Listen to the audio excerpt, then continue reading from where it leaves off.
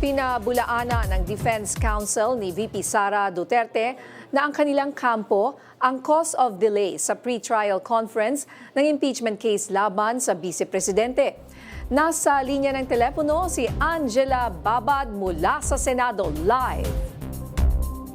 Ninya, dumipensa nga ang Defense Counsel ni Vice President Sara Duterte. Sinabi ng mga tagapagsalita na sina Attorney Michael Poa, Attorney Carlo Joaquin Narvasa at Attorney Mark Villuan na hindi totoong cause of delay ang kanilang kampo sa impeachment ng pangalawang Pangulo. Pero nang tanungin kung handang mag-extend sa pre-trial conference, willing to adjust naman sila kung ipag-uutos ng impeachment court. Sa usapin naman ng common markings para sa mga ebidensya at witnesses na hawak ng parehong panig, iginiit ng depensa na hindi sila pumayag dito dala ng pag-iingat. Ayon kay Attorney Michael Poa, may dokumentong hawak ang parehong kampo kung saan ang bersyon ng prosecution ay kulang ng isang pahina kumpara sa bersyon ng depensa.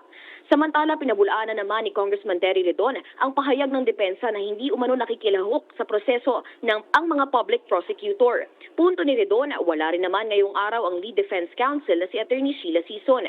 Giit pa ni Redon, mas malaking balakid ang dami ng dokumentong kailangan ng separate markings dahil na rin sa pagtanggi ng depensa sa common markings.